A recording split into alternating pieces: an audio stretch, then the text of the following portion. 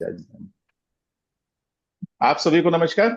शुभ vastu foundation के आज के हमारे इस नए कोर्स में आप सभी का पुनः एक बार स्वागत है। हर बार की तरह गुरु वंदना के साथ आज का क्लास हम प्रारंभ करेंगे। गुरु ब्रह्मा गुरु विष्णु गुरुदेव महेश्वरा गुरु साक्षात परब्रह्म तस्मै श्री गुरुवे आचार्य गुरुदेव ईश्वर श्री विद्यासागर जी महाराज की जय। नवाचार्य ईश्वर श्री समय सागर जी महाराज की जय। कुंडलपुर के बड़े बाबा की जय। नमस्ते नमस्ते। अपने अंदर विराजमान परमात्मा से कनेक्ट होने के लिए एक लंबी गहरी सांस लीजिए। रीढ़ की हड्डी एकदम सीधी और प्रार्थना करेंगे कि ऑकल की इस महान विद्या को सीखने में वो हमारी मदद करें। लंबी गहरी सांस और एक प्रार्थना।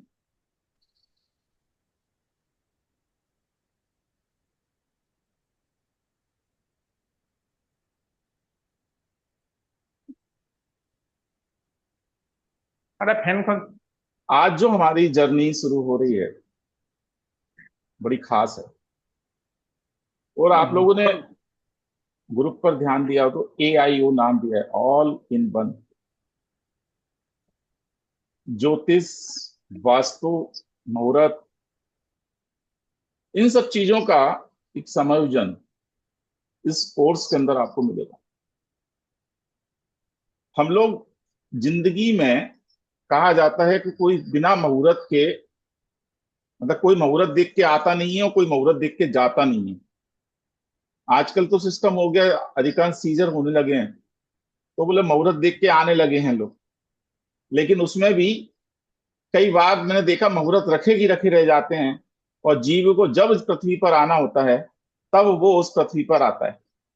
कई लोगों को मैंने देखा अच्छे खासे मुहूर्त निकलवाए हैं लेकिन एकदम से पेन शुरू हुआ, तुरंत सीजर लेना पड़ा और जो 2 दिन बाद होना उन्होंने प्लानिंग की थी वो 2 दिन पहले उन्होंने उसको सीजर से डिलीवरी कराना पड़ी। क्या आवश्यकता है हमारे इस कोर्स की? तो बताऊं कि आज आज के समय में हर व्यक्ति की एक इच्छा होती है कि मेरा जो भी कार्य हो वो सफलता की सीढ़ियां चढ़े। और उन सफलता की सीढ़ियों में सबसे पहला जो रोल होता है वो होता है मुहूर्त का। यद्यपि कुछ और चीजें भी इसमें समायोजित होती हैं मुहूर्त के अलावा, कि हम अपने स्वर के माध्यम से भी अगर करना चाहते हैं तब भी हम काफी हद तक सफलता की सीढ़ियां चढ़ सकते हैं। लेकिन अगर सही मुहूर्त में, सही दिन पे, सही नक्षत्र में अगर कोई कार्य किया जाए तो निश्चित रूप से हमको सफलता देता ही देता है, इसमें कोई दो राय नहीं। और ये मुहूर्त विज्ञान कोई आज का मुहूर्त विज्ञान नहीं है। हमारे प्राचीन तम जितने भी शास्त्र हैं, प्राचीन ऋषि मुनि हैं, उनका ये ज्ञान है। और इसके अंदर हमने एक नई चीज जो जोड़ी है वो है, हालांकि पिछली बार भी जोड़ी थी, नक्षत्र। लेकिन उन नक्षत्र को इस बार कुछ थोड़ा सा और डिटेलिंग हमने करने की कोशिश की है इस कोर्स के अंदर। और आपको जानकर आश्चर्य होगा, यहां पर हम लोग राशियां अभी तक जानते हैं, सभी लोग जानते हैं राशियां, सभी जानते हैं ना? सभी यस। राशियों के बारे में है ना? तो अधिकांश यस सर। सभी लोग, हम लोग जो जानते हैं वो राशियों के बारे में ही अभी तक जानते आए। नक्षत्र के बारे में हो सकता है बहुत लोग नहीं जानते हों, क्योंकि हमको अभी तक जो पढ़ाया गया वो राशि और राशियां होती हैं 12। आप सभी को अगर ज्ञात होंगी, अभी नहीं तो क्लास में तो मैं बताऊंगा ही, फिर भी हिंदी में एक बार मैं बता देता हूं। मेष, मेष से शुरुआत होती है। मेष, वृष, मिथुन, कर्क, सिंह, कन्या, तुला, वृश्चिक, धनु, मकर, कुंभ और मीन, ऐसे ये 12 राशियां होती हैं और इसी क्रम में आपको याद भी करना पड़ेगी। ठीक है, मैं तरीका बता दूंगा, इजी गोइंग, याद भी हो जाएंगे। तो आज हम जो या राशियों की बात कर रहे हैं, नक्षत्र को भूल रहे हैं। असल में पहले के समय में या महाभारत काल के समय में या आज से 5000 साल पहले की अगर अपन बात करें तो ये राशियों का प्रादुर्भाव हुआ ही नहीं था। प्राचीन प्राचीन भारतीय ज्योतिष में नक्षत्र पद्धति पर यह आधारित थी। चाहे वो महाभारत काल हो तो उस समय केवल नक्षत्र ही थे और ग्रह थे। राशियां तो बाद में बनाई गई। हमारे जो ऋषि मुनियों ने उनको और इजी करने के लिए राशियों की संज्ञा दी गई, है ना? तो हमारे जो प्राचीन ज्योतिष के अंदर राशियों को नहीं दर्शाया गया, नक्षत्रों को दर्शाया। दो उदाहरण इसके अंदर मिलते हैं। जब रामचंद्र जी वनवास को जा रहे थे तो दशरथ जी ने कहा था अंगारक मतलब मंगल, मंगल मेरे नक्षत्र को पीड़ित कर रहा है। क्या मतलब हुआ? मतलब ग्रह नक्षत्र को पीड़ित कर रहा है। और श्री कृष्ण ने जब कर्ण से भेंट की थी तब कर्ण उसमें आया था कि शनि रोहिणी नक्षत्र से मंगल को पीड़ित कर रहा है। मंगल ज्येष्ठा नक्षत्र में बकरी होकर अनुराधा नक्षत्र से युति कर रहा है। बताइए ग्रह ग्रह कहाँ चलेगा? ग्रह तो हैं लेकिन राशियां तो हैं नहीं। मतलब उस समय सिर्फ और सिर्फ नक्षत्र की बात की गई थी। और हमारी जो हम लोग आज लोग चर्चा करेंगे वो सभी को पता होगा कि नक्षत्र जो होते हैं, हमारे नक्षत्र जिनको कि हमारा जो आकाश है, जो हमारा तारामंडल है, उसको 27 भागों में बांटा गया है। ठीक है, 27 भागों में बांटा गया है। कहीं कहीं 28 नक्षत्र ही होते हैं, लेकिन 28वें नक्षत्र को राशियों में डिवाइड नहीं किया गया है, अभिजीत नक्षत्र को। तो हम 27 नक्षत्र की चर्चा करते हैं। जब ये नक्षत्र जब चंद्रमा जो अपनी गति से घूर्णन करते हैं, मतलब चलते हैं, तो ये पृथ्वी की परिक्रमा जब करते हैं तो ये नक्षत्र के माध्यम से एक नक्षत्र में 27 घंटे 7 मिनट और 43 मिनट, 27 दिन 7 घंटे 43 मिनट एक नक्षत्र में चलते। ठीक है, इसी आधार पर इसको पूर्ण जो पथ है इसको इन्होंने लगभग इसको 28 दिन में डिवाइड कर दी। ठीक है, कई बार आप लोगों ने देखा होगा कि तिथियां एक ही दिन में दो दो आ जाती हैं, कई बार नक्षत्र दो आ जाती है। जैसे आज की बात करें, पर आज का मैं आपको अभी पंचांग शेयर करता हूँ, एक सेकंड रुकिए। अभी आपका आज का पंचांग में शेयर कर रहा हूं तो आपको आज इजी गोइंग समझ में आएगी बात।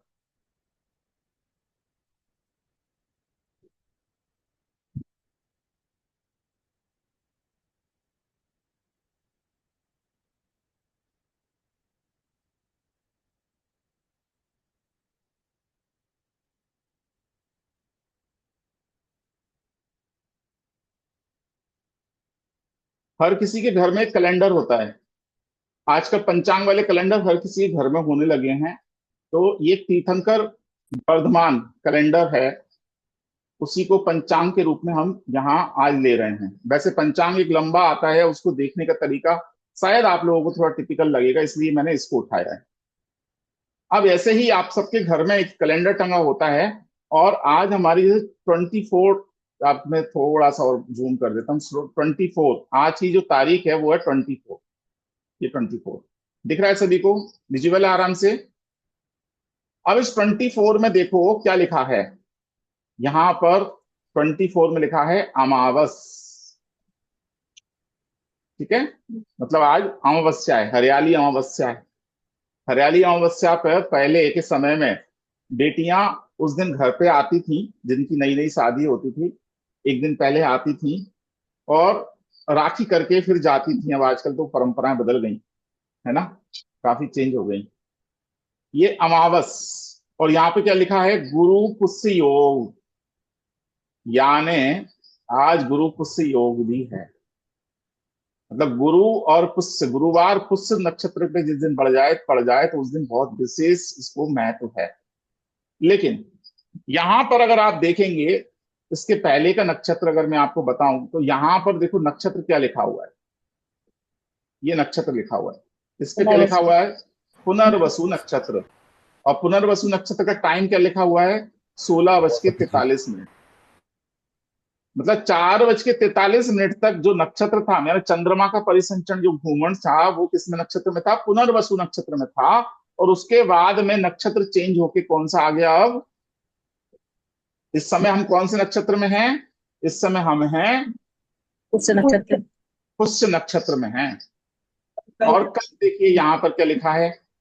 यहाँ पर ये 25 तारीख में कौन सा नक्षत्र लिखा है? उससे और पुष्य नक्षत्र का टाइम कितने बजे तक लिखा है?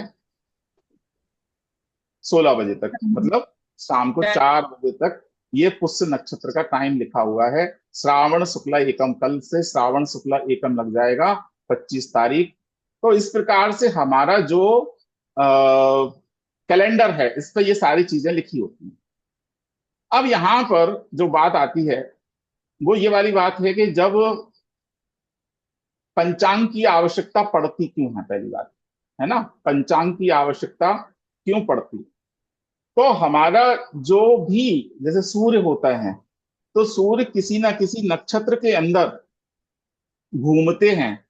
वैसे अब आजकल राशियां कही जा रही हैं तो राशियों में घूमते हैं, ठीक है। तो आपको पता है कि जब बहुत ज्यादा गर्मी पड़ती है, जिनको अपन नौ तपा बोलते हैं, सबसे ज्यादा गर्मी जब पड़ती है उनको क्या बोला जाता है? नौ तपा आ गए। तो जब नौ तपा की बात कही गई, तो कौन से ऐसे नक्षत्र में सूर्य का प्रवेश होता है जिसके कारण से नौ तपा आते हैं? बताइए, ऐसे कौन से नक्षत्र में सूर्य का प्रवेश होता है जिसके कारण से नौ तपा यानी बहुत भारी गर्मी पड़ना शुरू हो जाती मृगशिरा। है? मृगशिरा में तो सर्दी आती है।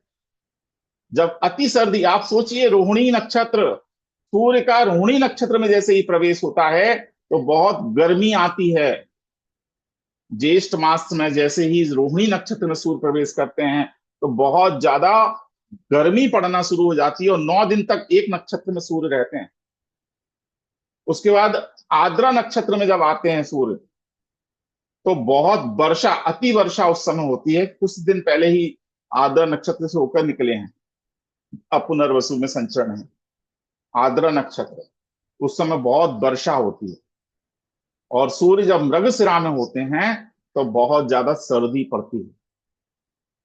तो ऐसे ये नियम हैं। ऐसे ही हम सिर्फ सूर्य संक्रांति के दिन, यानी सूर्य जिस दिन राशि परिवर्तित करते हैं, उस दिन, किस दिन उन्होंने राशि परिवर्तन किया, उसके आधार पर तेजी मंदी निकाल लेते हैं, उसके आधार पर मौसम की भविष्यवाणी कर देते हैं, उसके आधार पर जान जाने कितनी गणनाएं ज्योतिषी कर देते हैं। एक भद्रबाहु संहिता करके पुस्तक है, भद्रबाहु संहिता, और उसके अंदर ये सारी चीजें उन्होंने काफी डिटेल में लिखी हैं कि सूर्य का राशि परिवर्तन से पता लग जाता है कि इस साल का भविष्य कैसा होगा। पीछे से म्यूट कर लीजिए प्लीज, कर लीजिए। सभी लोगों से निवेदन, पीछे से म्यूट कर लीजिए। उससे क्या है कि मुझे ही म्यूट करना पड़ेगा। तो हम जो बात कर रहे हैं वो बात कर रहे हैं पंचांग की। पंचांग क्यों कहा जाता है? पंचांग में 5 अंग होते हैं। पंचांग मतलब 5 अंग। 5 अंग का क्या मतलब होता है? जब भी कभी मुहूर्त निकालते हैं तो कुछ चीजों का विशेष ध्यान रखना चाहिए। कुछ विशेष ध्यान रखना चाहिए। क्या ध्यान रखना चाहिए? तो मुहूर्त निकालते समय सबसे पहला जो ध्यान रखना चाहिए, लिख लीजिए आप सब लोग। सबसे पहले देखना चाहिए कि जो मुहूर्त निकला है वह व्यक्ति के जन्म दोष का ना हो, यानी व्यक्ति का जन्म नक्षत्र, जन्मदिन, महीना आदि ये चीजें ना हो। अपने जन्मदिन के दिन लोग शुरुआत करते हैं कामों की। तो आजकल तो कोई बात नहीं, अंग्रेजी तारीख के अनुसार करते हैं, कोई दिक्कत नहीं, लेकिन अपने जन्म नक्षत्र पर कभी नहीं करें काम, दोष है। दूसरा चंद्रमा, दूसरा देखना चाहिए चंद्रमा, कि चंद्रमा अपनी राशि से 4, 8, 12 नहीं होना चाहिए। कैसे नहीं होना चाहिए, मैं सारी चीजें एक एक सिखाऊंगा आप लोगों को, आप चिंता बिल्कुल मत कीजिए। आप सिर्फ पॉइंट नोट करा रहा हूं, वो देख लीजिए। तीसरा लिखिए,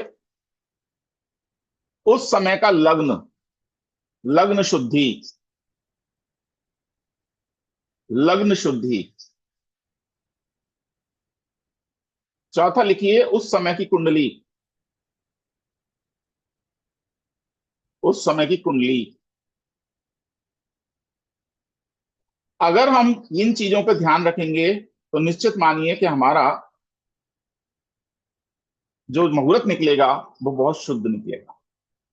जब भी हम लोग मुहूर्त निकालते हैं तो निश्चित रूप से समझिए कि आप अगर किसी सही मुहूर्त में, सही नक्षत्र में, सही समय पर कार्य करते हो तो आपकी कार्य की गति बहुत स्पीड से होती है, पूरी समय अवधि में पूरा कार्य होगा, कोई बाधा नहीं आएगी उसके अंदर, आपके स्वास्थ्य पर कोई प्रतिकूल प्रभाव नहीं पड़ेगा, आपकी ऊर्जा में वृद्धि होगी। और निश्चित रूप से जब समय पर पूर्ण हो जाता है तो उसको बोलते हैं सेविंग। क्यों? क्योंकि आप जब समय अवधि में कोई कार्य पूरा करते हो तो आपको बचत भी होती है। हमने मुहूर्त की बात कर रहे हैं, तो कुछ मुहूर्त ऐसे होते हैं जो कि स्वयं सिद्ध मुहूर्त होते हैं। उस समय कुछ भी देखने की आपको आवश्यकता नहीं होती, ना पंचांग देखने की आवश्यकता होती, ना कोई मुहूर्त शुद्धि करने की आवश्यकता होती। उनको बोला जाता है 3.5 मुहूर्त। हमने अपने क्लास में बताया था कि 3.5 मुहूर्त। 3.5 मुहूर्त कौन से होते हैं? किसी को पता है क्या? किसी को पता है 3.5 मुहूर्त? सर मुझे दो पता है बस। दो कौन कौन से पता है?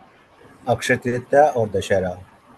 अक्षय तृतीया और दशहरा, चलो दो तो इनको पता है, बाकी किसी कौन सा?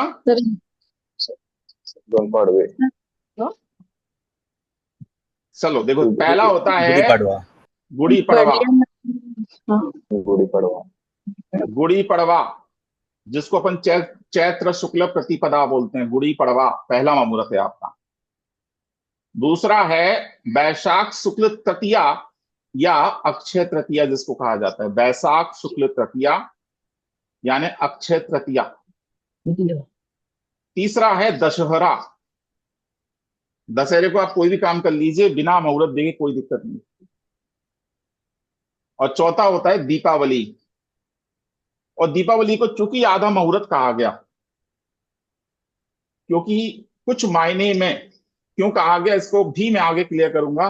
दीपावली को आधा मुहूर्त माना गया है, पूर्ण मुहूर्त नहीं माना, तो आधा मुहूर्त इसको यहां स्वीकार किया गया है दीपावली।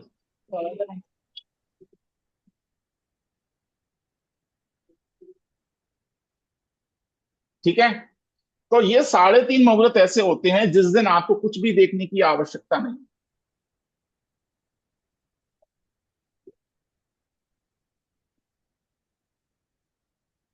अब जो बात कर रहे हैं वो हम बात कर रहे हैं अपने नक्षत्रों की, शुरुआत कर रहे हैं नक्षत्रों से। ठीक है, हर व्यक्ति का जो जन्म होता है वो पर्टिकुलर किसी ना किसी नक्षत्र में होता है, और प्रत्येक नक्षत्र 4 चरण में डिवाइड होता है। कितने चरण में? 4 चरण में। अब क्या इसमें से सभी को अपना अपना नक्षत्र पता है, किस नक्षत्र में जन्म हुआ है?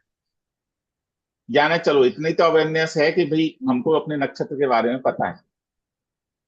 नहीं अंजलि जी, पता नहीं है क्या? पता है ना? एक जी, सेकंड, धनिष्ठा नक्षत्र। चलिए चलिए, बहुत बढ़िया, मतलब आपको पता है। तो एक सेकंड, मैं थोड़ा सा नक्षत्र का एक पार्ट है वो शेयर कर रहा हूं।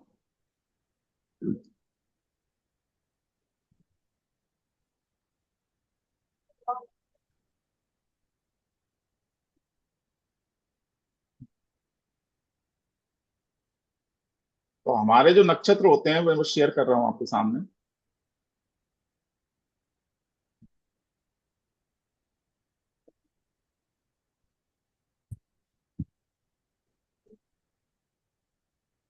देख, ये हमारे नक्षत्र हैं, 27 नक्षत्र। और यहां पर प्रत्येक ग्रह के नक्षत्र आपको दिए हैं अलग अलग। जैसे केतु के नक्षत्र, ये नक्षत्र लाइन से हैं। कैसे लाइन से हैं? अश्विनी ये 1 number, Bharani 2 number, Krittika 3 number, Rohini 4 number, Mrigashira 5 number, Ardra 6वां, पुनर्वसु 7, पुष्य 8 एंड अश्लेषा 9। ये लाइन से हैं, यानी ये एक लाइन पूरी हो गई। समझ लीजिए। ठीक है, अब ये दूसरी लाइन यहीं से शुरुआत फिर होगा। 10वें नंबर, ये 10वां नंबर का नक्षत्र मघा, पूर्वा फाल्गुनी, उत्तरा फाल्गुनी, हस्त, चित्रा, स्वाति, विशाखा, अनुराधा और ज्येष्ठा। तो यहाँ कितने नक्षत्र हो गए? 10 से लेके ये 18 तक हो गए। और फिर अगेन ये लाइन शुरू हो गई। ये 19वां नक्षत्र मूल, ये 19 नंबर का नक्षत्र मूला, पूर्वाषाढ़ा, उत्तराषाढ़ा, श्रवण, धनिष्ठा, सत्ता, पूर्व भाद्र, उत्तरा भाद्र और रेवती।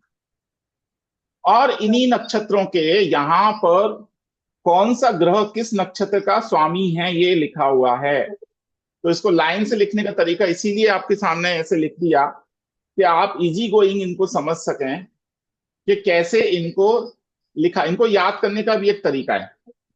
क्या तरीका है कि सुर, चमरा,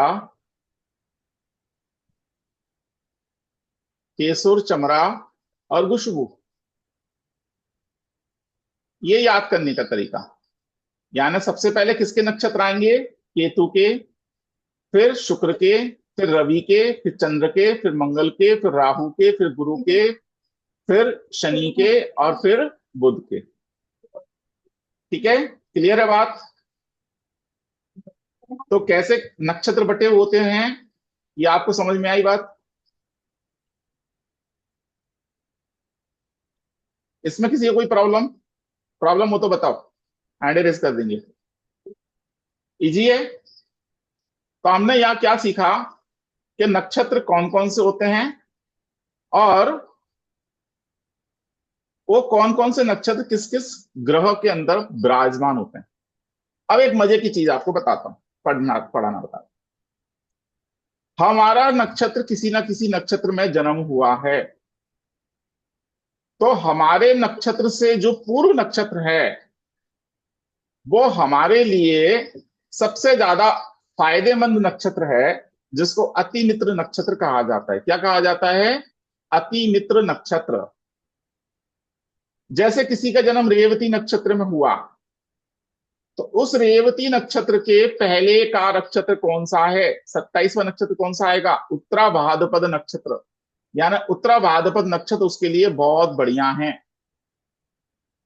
तो क्या सिर्फ उत्तरा भाद्रपद नक्षत्र उसके लिए बढ़िया है या और भी नक्षत्र अच्छे हो सकते हैं? नहीं, उसके लिए यहां पर अब आपको मैं क्रम समझा रहा हूं, थोड़ा सा इसी विंडो पे ध्यान से समझिएगा। तो हमारे पास नक्षत्रों की एक श्रेणी होती है।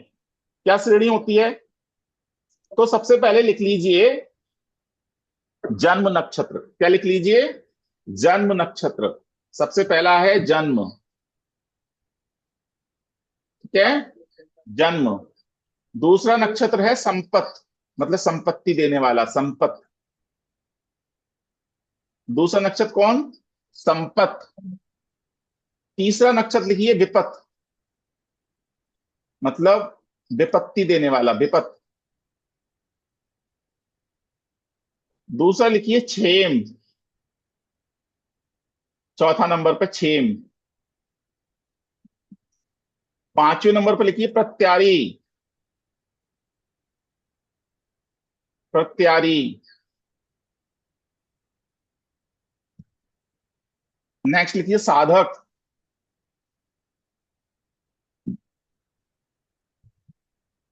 साधक। नेक्स्ट लिखिए नैदान, मैदान। फिर लिखिए मित्र और फिर अति मित्र।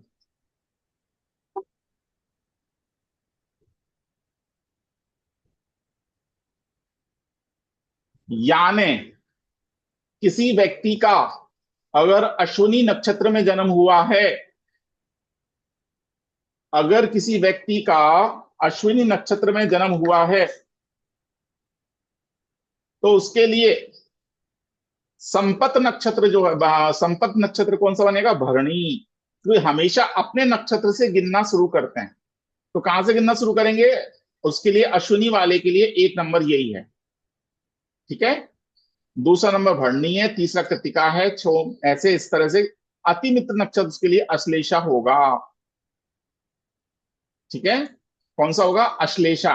लेकिन इसका मतलब यही नहीं कि अश्लेषा होगा, ये पूरे के पूरे उसके लिए अति मित्र नक्षत्र हैं।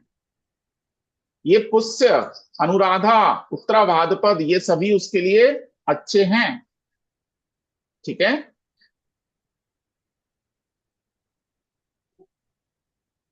ये सभी उसके लिए अच्छे हैं।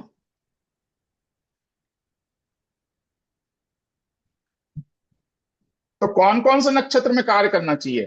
तो टिक कर लीजिए। संपत, जो आपको संपत्ति देता है, वो नक्षत्र कौन सा है? संपत। यानी जिसका जन्म अश्विनी नक्षत्र में हुआ है उसके लिए शुक्र के नक्षत्र संपत नक्षत्र होंगे।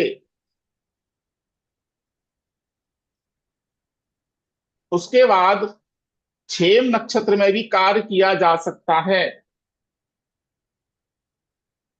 इसके बाद साधक नक्षत्र में कार्य कर सकते हैं। मित्र नक्षत्र में भी कार्य करना महत्वपूर्ण है, अच्छा है। और अति मित्र नक्षत्र सर्वप्रिय नक्षत्र है, जिसमें कार्य करना सबसे श्रेष्ठ है। यानी जब भी आप कोई कार्य करें तो अपने अति मित्र नक्षत्र में कीजिए, आपके लिए वो बहुत ज्यादा बेनिफिशियल होगा, आपके लिए फायदेमंद होगा।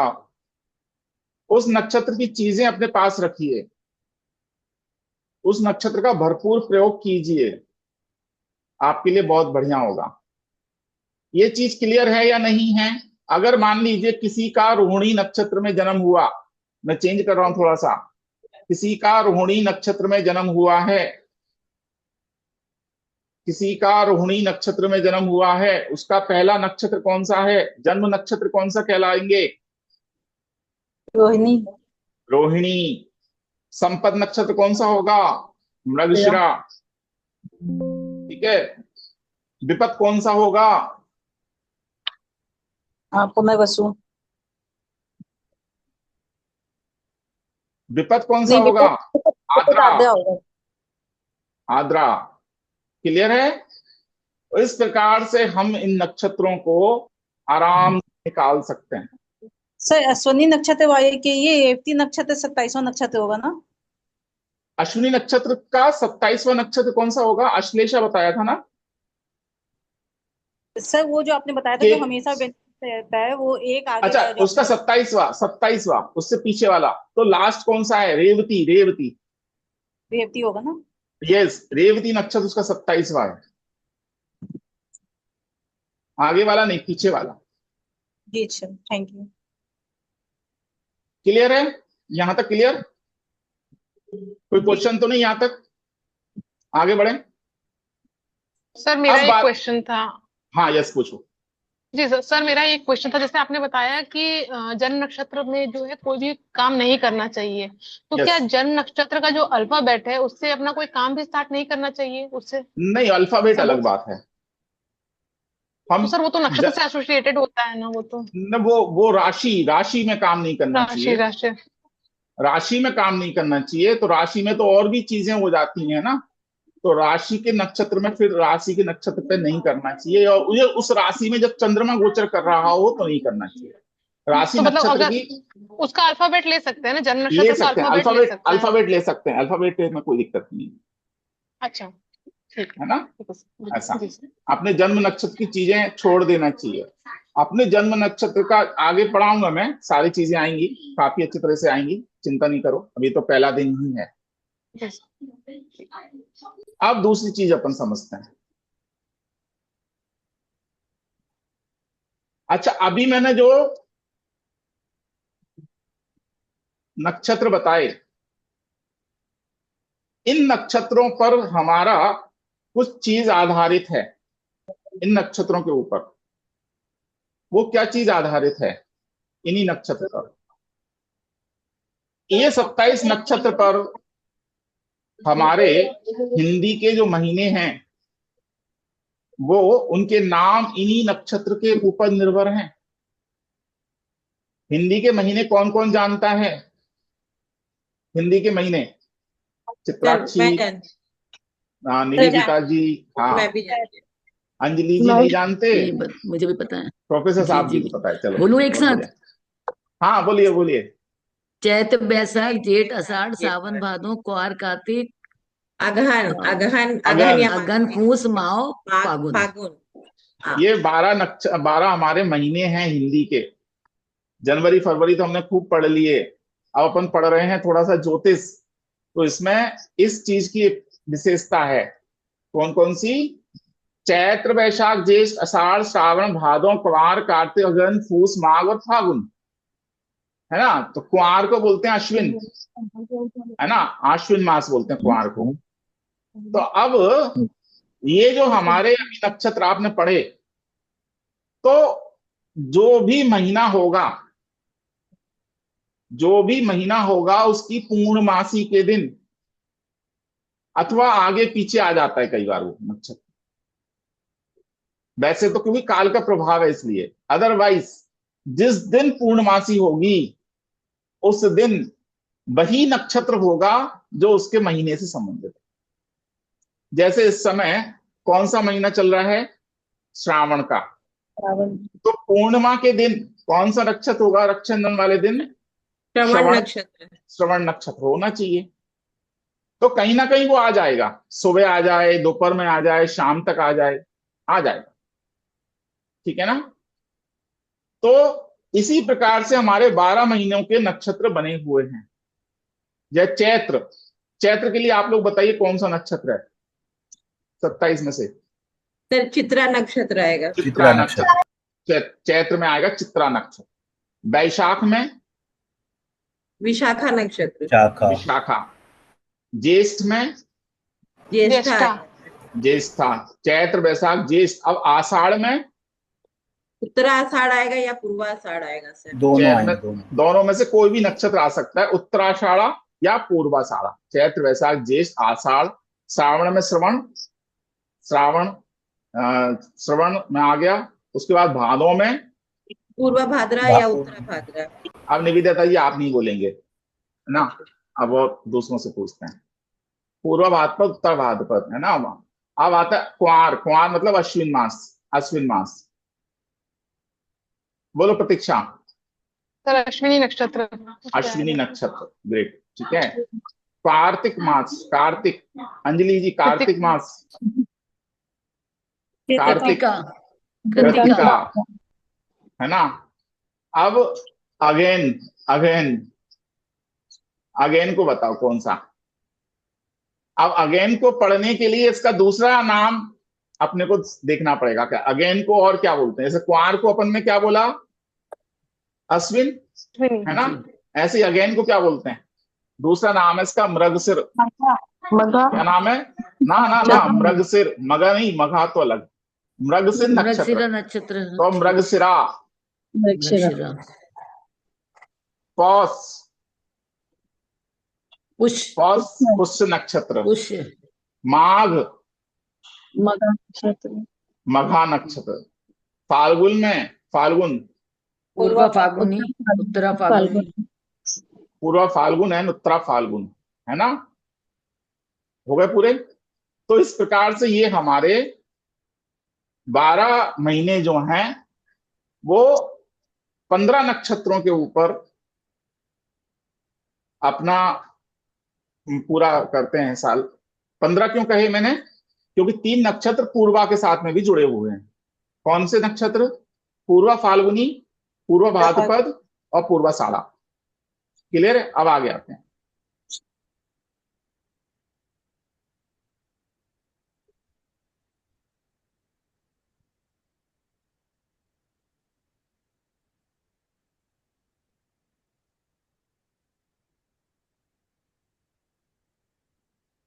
अब हमारे प्लानेट होते हैं, ठीक है। प्लानेट कौन कौन से होते हैं? तो 7 प्लानेट तो वही हैं जो हमारे डे होते हैं। तो डे प्लानेट कौन कौन से हैं? Sun, moon, Mars and Venus, Mercury, Mercury, Mercury पहले आएगा, Mercury, Jupiter, Jupiter, Venus, Venus and Saturn, Saturn. और दो नक्षत्र, दो राहु, केतु। प्लैनेट अलग हैं जो प्लैनेट नहीं है लेकिन नोड हैं, राहु केतु, ये छाया ग्रह हैं। तो ये हमारे 9 प्लैनेट होते हैं। राशियां होती हैं 12, जो कि बाद में जैसे मैंने कहा कि बनाई गई। तो ये 12 राशियां कौन सी हैं उनको अपन को समझना है अभी। तो 12 राशियां,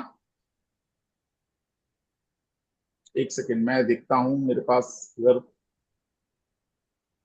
इसकी पड़ी होगी, प्लेट पड़ी होगी तो मैं देखता हूं।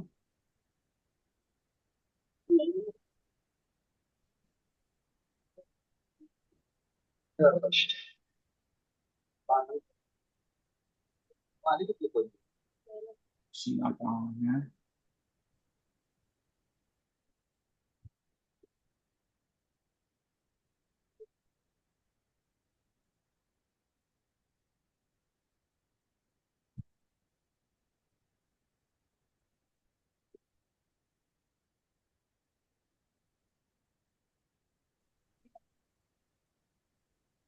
राशि नहीं, चलिए कोई बात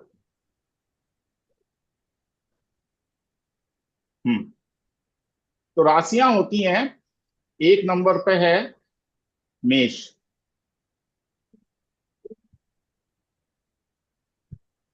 दो वृषभ, एक सेकेंड, मेरा थोड़ा सा स्लो हुआ है। 2 नंबर पे मेष, 2 नंबर पे वृष, 3 नंबर पे मिथुन,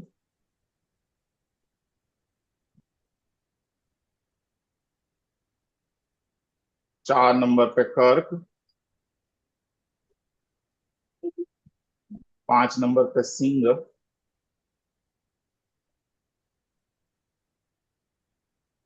6 नंबर पे कन्या,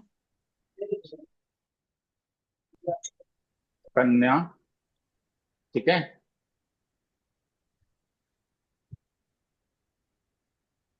तुला, 7 नंबर पे तुला और 8 नंबर पे वृश्चिक। अभी इसी को याद करते हैं। अब इनके जो प्लैनेट हैं वो किस किस के हैं? सबसे पहले लिखो 1 और 8। 1 और 8 का कौन? मंगल। 1 और 8 का स्वामी कौन है? मंगल। 2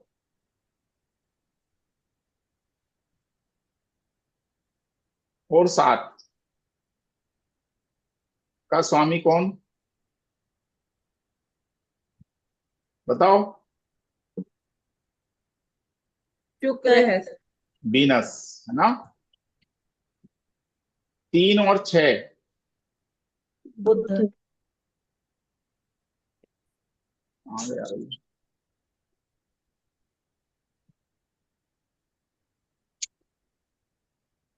हाँ चला गया।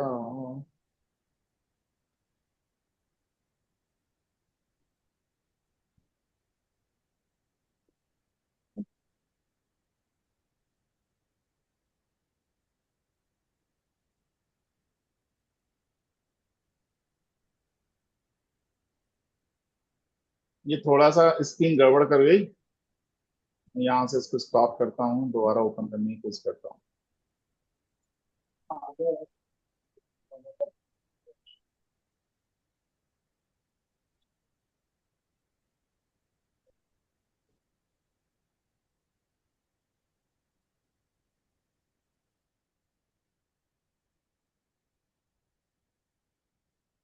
नहीं आ रहा, चलो लिख लीजिए,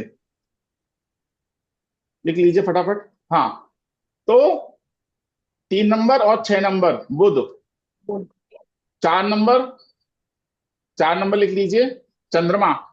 चंद्रमा, 5 नंबर लिख लीजिए सूर्य। अब इधर लिखिए दूसरी लाइन अभी अपन 8 तक लिखे थे, 9 और 12, 9 एंड 12 ये Jupiter, 9 and 12 Jupiter, and 10 and 11 Saturn. तो इन राशियों के स्वामी हो गए। ठीक है, अब हमने अभी तक क्या क्या समझा? हमने 9 प्लैनेट के बारे में समझा, 9 प्लैनेट। अच्छा, राहु केतु कोई राशि नहीं है, ठीक है। 9 प्लैनेट, 12 राशियां, 27 नक्षत्र। अब खास बात क्या है? और अपनी अपने इनके राशि हमने नक्षत्रों के हमने क्या दिखा, नक्षत्रों के हमने प्रकार भी समझे। पीछे से बहुत आवाज आ रही है कहीं से।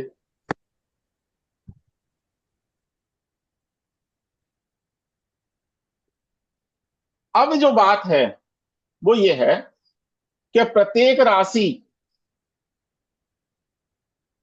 नक्षत्रों में डिवाइड है। हमारी प्रत्येक राशि 3 नक्षत्रों में डिवाइड होती है। अब आप लोग ये कहोगे राशियां पढ़ाई हमने 12, नक्षत्र पढ़ाए 27, तो 27 को 12 से कैसे डिवाइड करें सर? नहीं हो सकते ना। तो उसके लिए यहां पर चरण होते हैं, चरण। प्रत्येक नक्षत्र का चरण होते हैं 4, एक नक्षत्र के 4 चरण होते हैं। एक नक्षत्र होता है 13 डिग्री 20 मिनट का, लिख लीजिए। एक नक्षत्र कितने डिग्री का होता है? 13 degree 20 minute, 13 degree 20 minute.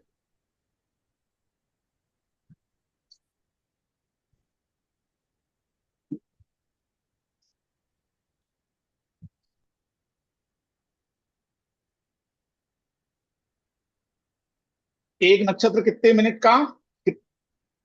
13 degree 20 minute. एक राशि होती है 30 डिग्री की। कितनी डिग्री की? 30 डिग्री की एक राशि होती है। तो हमारे जो नक्षत्र हैं वो 4 चरण में डिवाइड हैं। तो प्रत्येक नक्षत्र का चरण, चरण 1, चरण 2, चरण 3, चरण 4, एक 13 डिग्री 20 मिनट डिवाइडेड बाय 4 करेंगे तो कितना आएगा? 3 डिग्री 20 मिनट। कितना आएगा? 3 डिग्री 20 मिनट। क्लियर है? 3 डिग्री 20 मिनट को इंटू 4 कर दें, 13 डिग्री 20 मिनट बन जाएगा। अब हमने कहा कि एक राशि 30 डिग्री का है, एक राशि 30 डिग्री का है और उसको 3 नक्षत्र मिले हुए हैं। तो इसका मतलब ये है कि जब 2 नक्षत्र पूरे गिने हम तो कितना हो गया? 13 degree 20 minute plus 13 degree 20 minute, and कितना हो गया? 26 minute, 26 degree 40 minute, 26 degree 40 minute.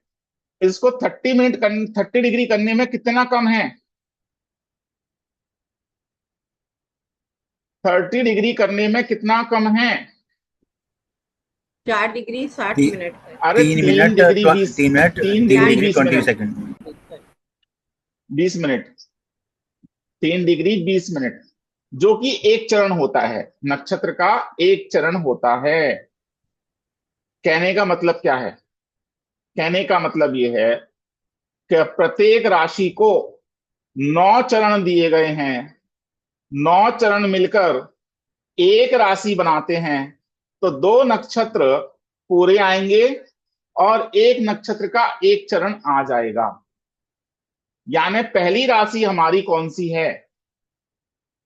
पहली राशि कौन सी है? मेष।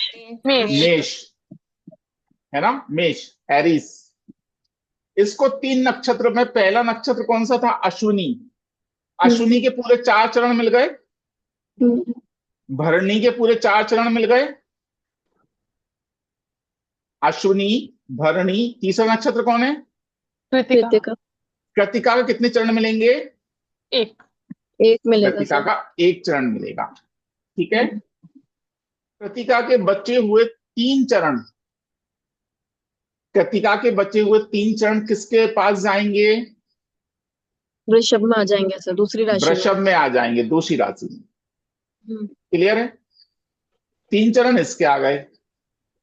अब अश्विनी भरणी कृतिका, चौथा चौथा नक्षत्र कौन सा? रोहिणी। रोहिणी। तो रोहिणी के 4 चरण मिलेंगे इसको, हम्म, वृषभ राशि को। अश्विनी भरणी कृतिका रोहिणी। अब कौन सा आएगा? मृगशिरा। मृगशिरा। तो इसके पास कितने चरण हो गए? 4 + 3 7। कितने बचे? सात। दो। दो दो आ बचे। जाएंगे सर। 2 किसके आएंगे? मृगशिरा से। मृगशिरा के। समझ में आया राशियों का जी डिवाइडेशन? सर। जी सर। ऐसे पूरे की पूरी राशियों की श्रृंखला बन जाएगी और 9 चरण प्रत्येक राशि को मिलते चले जाएंगे और हमारी ये राशियां पूरी 30-30 डिग्री की होती चली जाएंगी। जब हमारे प्लैनेट एक राशि से दूसरी राशि के अंदर गोचर करते हैं तो कितना सफर तय करते हैं वो? परमार साहब, कितना सफर तय करते हैं? 30 डिग्री का।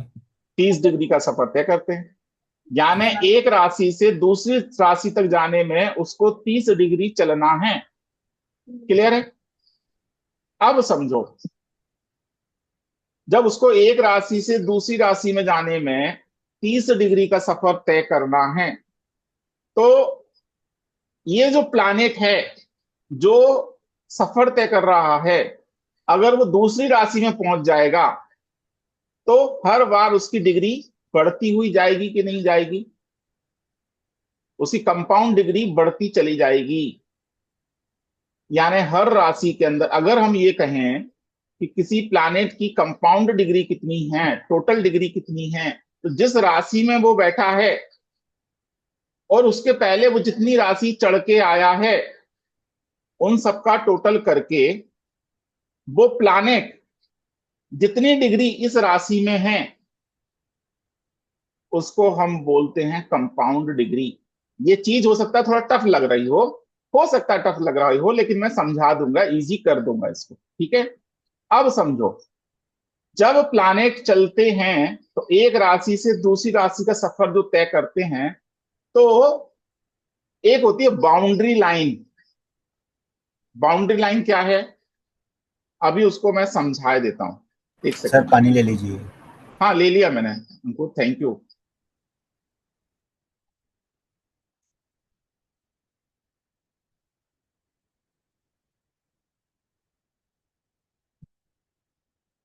एक काम करते हैं, इस सब्जेक्ट को लेंगे कल, क्योंकि है ना पूरा हो नहीं पाएगा अभी जितना पढ़ाया, और कुछ ऊपर भी हो सकता है क्योंकि कुछ पुराने स्टूडेंट हैं जिन्होंने पहले पढ़ा है या पहले से जानते हैं, कुछ ऐसे हैं जो बिल्कुल न्यू हैं, है ना। तो इतना ही हो सकता है, उनके लिए कुछ कॉम्प्लिकेशंस हो सकते हैं। तो अभी पहले क्वेश्चन आंसर ले लेते हैं, ठीक है? सही कह हाँ अंकुर बोलो, हैंड रेज कर दीजिए जिनको पूछना है। सर हमारा सूर्य नक्षत्र भी होता है और चंद्रमा नक्षत्र भी, दोनों में से किसको प्रेफरेंस देंगे हम? एक सेकंड, सूर्य नक्षत्र भी होता है, चंद्रमा नक्षत्र भी होता है, मतलब?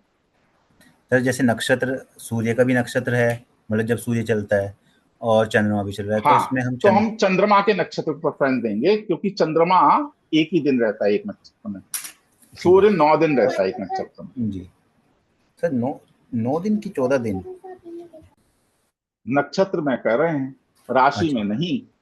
अच्छा राशि में तो 1 महीने रहते हैं, जी राशि में कितने दिन रहते हैं सूर्य? सर, एक राशि में में तो सूर्य 1 महीना रहेगा, 1 30 महीना days। रहेगा एक राशि में।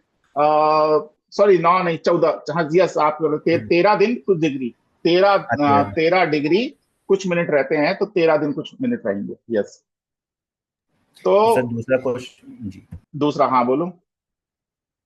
दूसरा जैसे कि पुष्य नक्षत्र आज भी पड़ रहा है और कल भी पड़ रहा है, तो इसमें किसकी प्रेफरेंस रहेगी? ये तो 4 जिस साढ़े दिन 4 बजे ज्यादा बाद होगा। ज्यादा रहता है, जब ज्यादा टाइम गुजारता है नक्षत्र, लेकिन कोई विशेष कार्य करना हो आपको, ठीक है, जैसे मान लो आज गुरु पुष्य पर मुझे कोई विशेष कार्य करना है, ठीक है, और तो आज का दिन मुझे मिल गया।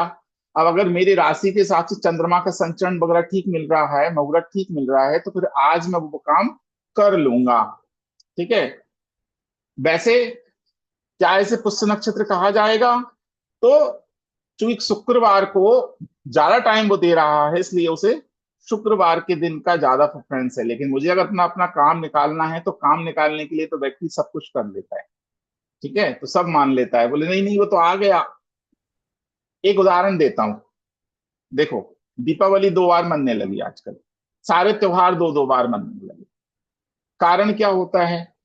कारण ये हो गया कि नक्षत्र जो है या तिथि जो है वो सुबह आई और शाम को चली गई, वो तिथि मिली नहीं। मान लो हमको कार्तिक अमावस्या चाहिए, कार्तिक अमावस्या, अमावस्या कब आई? वो आई थी सुबह के टाइम पे, या अमावस्या आई थी रात के टाइम पे।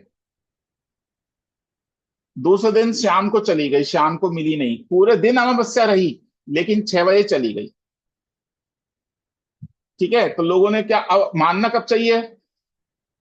जिस दिन ज्यादा ज्यादा टाइम रही उस दिन मानेंगे ना अपन।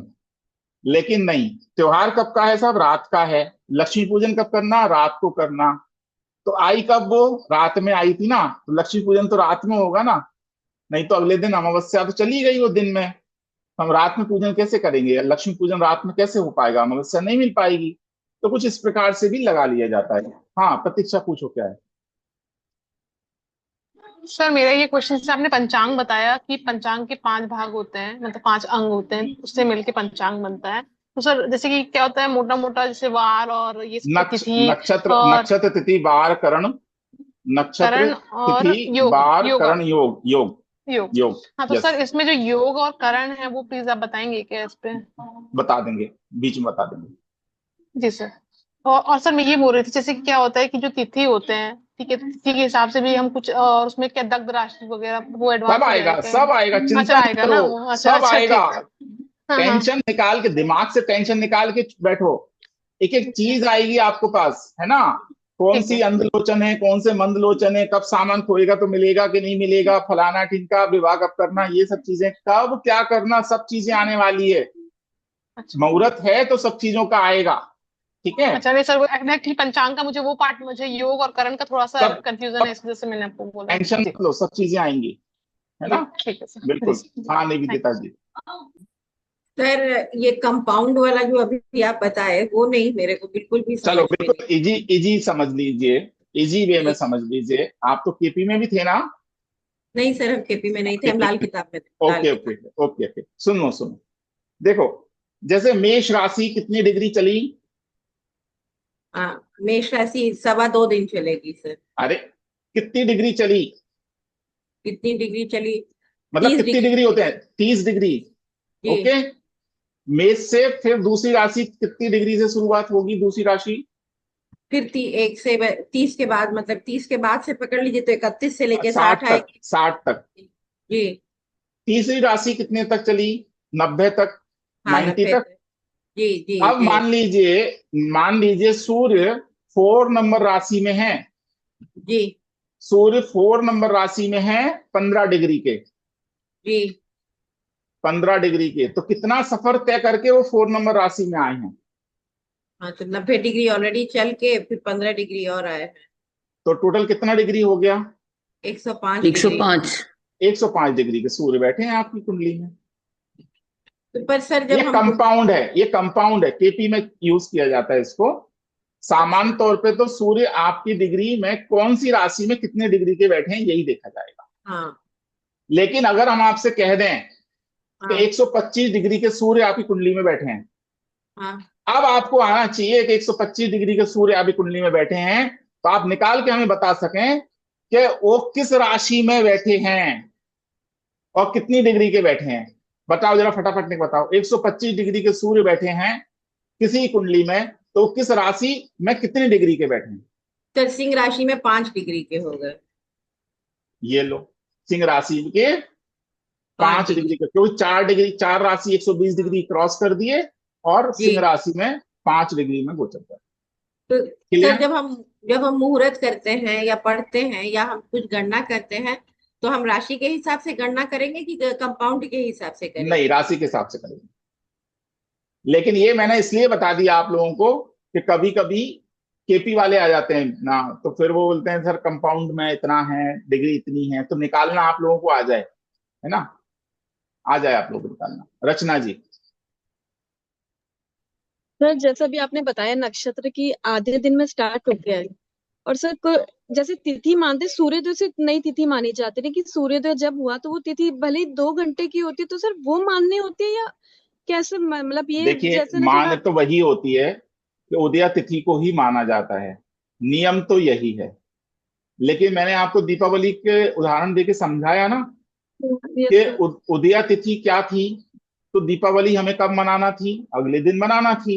लेकिन दिन, हाँ चूंकि जी। हमको रात्रि में लक्ष्मी पूजन करना है, अब रात्रि में वो तिथि हमको मिली नहीं, हम्म, अगले दिन वो पहले ही चली गई, 5 बजे चली गई तिथि, अमावस्या है नहीं, तो फिर क्या मानने जाने लगा, बोले नहीं, एक दिन पहले 14 के दिन वो पूजन शुरू हो गई।